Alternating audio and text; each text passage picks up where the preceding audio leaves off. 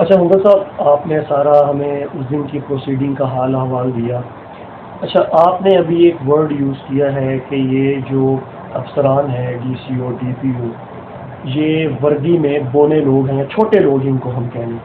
اچھا سر، don't you think کہ یہ اسٹیٹ کے ملازم ہیں اور یہ باؤنڈ ہیں کہ اسٹیٹ ان کو جو آرڈر دے رہی ہے اس کو فالو کریں؟ تو کہیں نہ کہیں یہ لوگ بھی مجبور ہوتے ہیں. اچھا، دوسرا سوال میں ساتھ ہی آپ سے کرتا ہوں کہ پاکستان تحریک انصاف کے ساتھ آپ کی ایفیلیشن ہے، اور بظاہر ہمیں لگ تو نہیں رہا کہ آپ یہ 3 دن کی جو نظر بندی ہے اس کے بعد بھی آپ ٹلنے والے ہیں.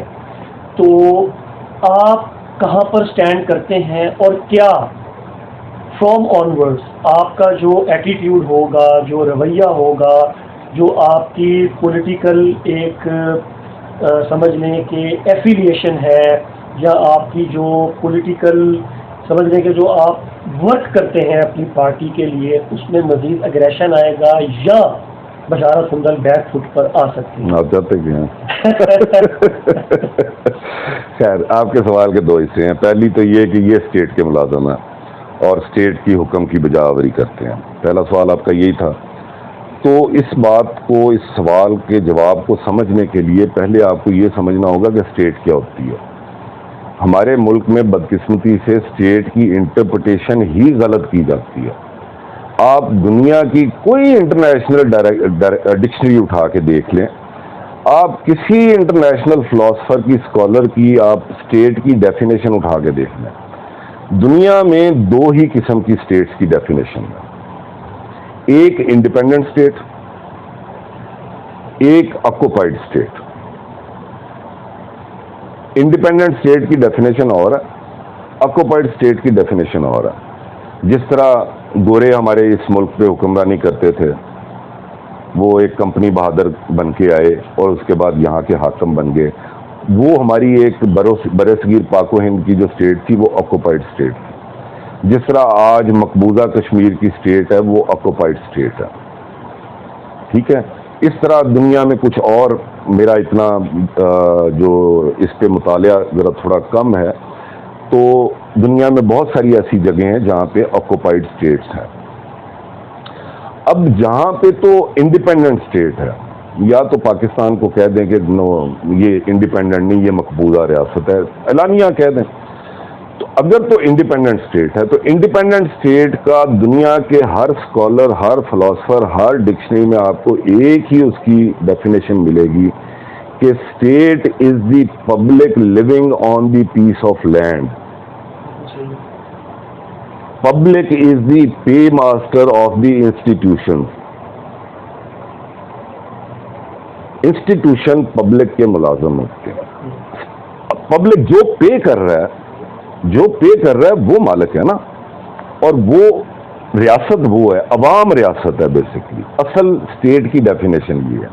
اس کے بعد گورنمنٹ آ جاتی ہے یا ادارے آ جاتے ہیں، یہ سب ملازم ہیں ہمارے.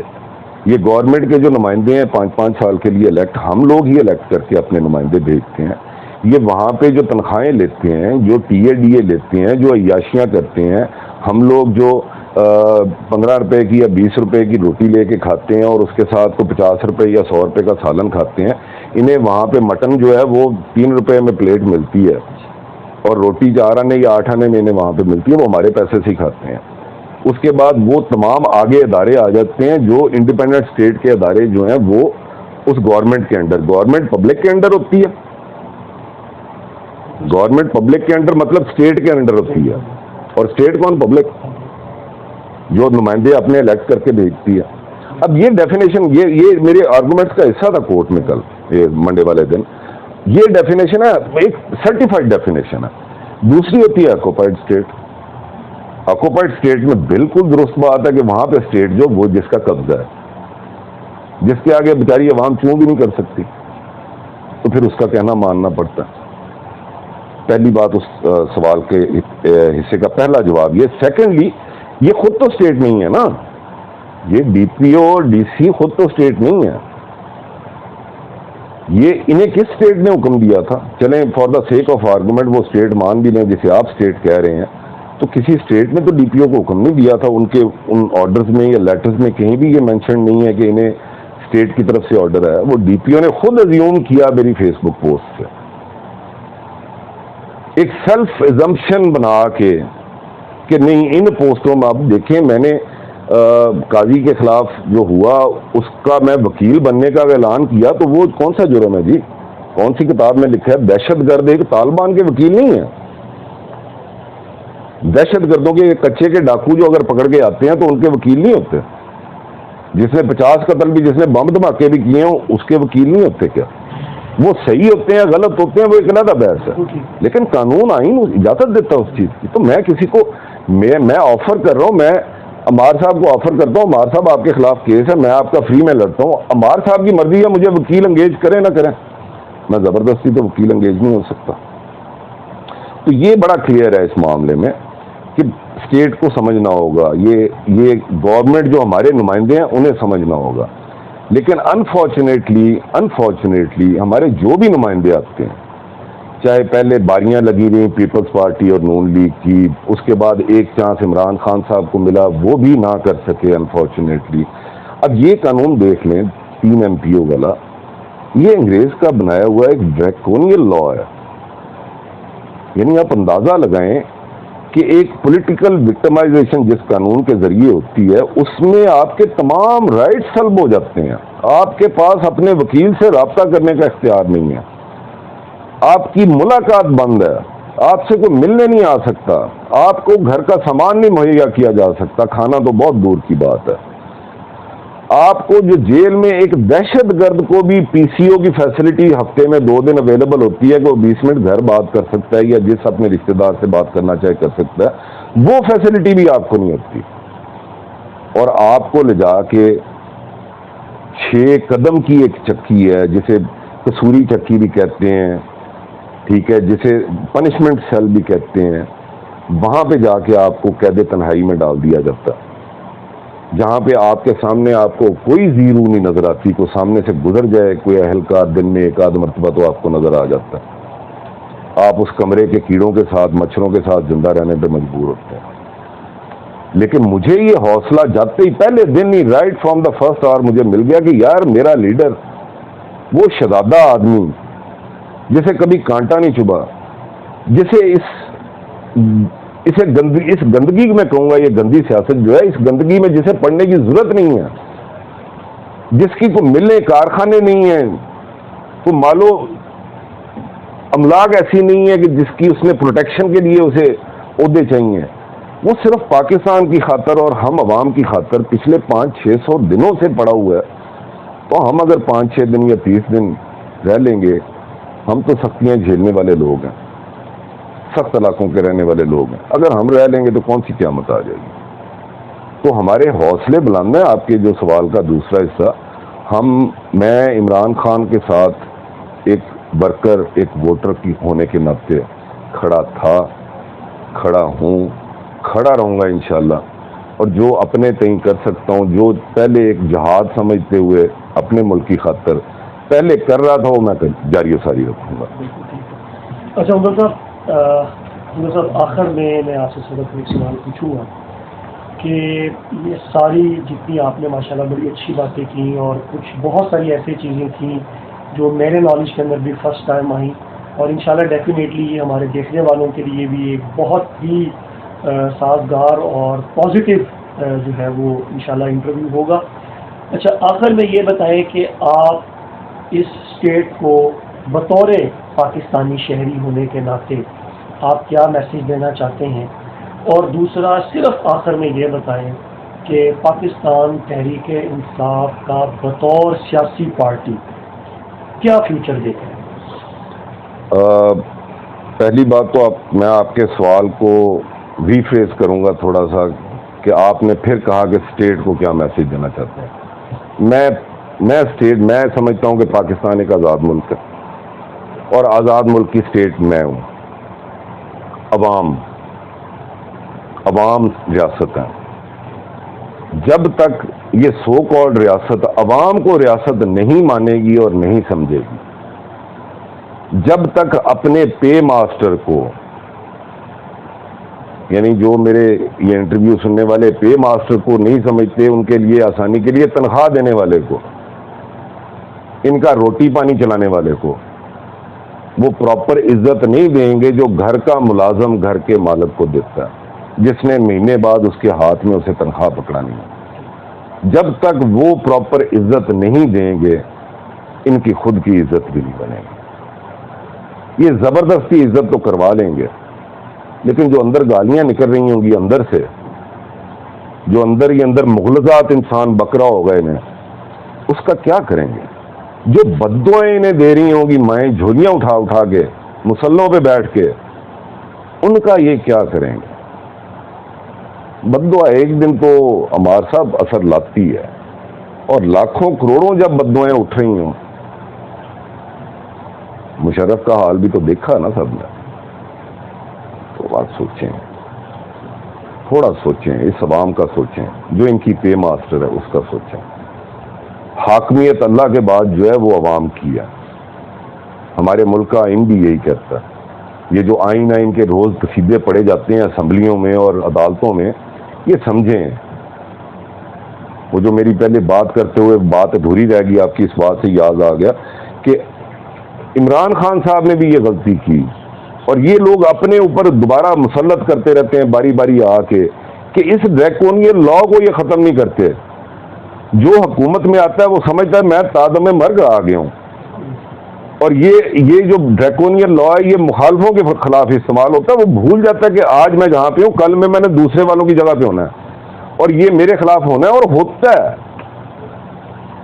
یہ آج جو رونا روتے ہیں نون لیگ والے کہ مریم بی بی کے ساتھ یہ ہوا جی، نواز شریف کے ساتھ یہ ہوا جی، باپ کے سامنے بیٹی کو گرفتار کیا گیا، سعد رفیق کو گرفتار کیا گیا، فلاں کو کیا گیا، رانا ثناء اللہ کو کیا گیا، وہ بھائی جو کیا گیا جن طریقوں سے جو کیا گیا وہ ختم کرو نا پھر بیٹھ کے، تاکہ کل کو پھر تمہارے خلاف نہ ہو۔ لیکن آج بیٹھے ہیں تو وہ سمجھتے ہیں ہم اب تادم مرگ آ گئے ہیں، اب ہم دوسروں کے خلاف ہی کریں گے۔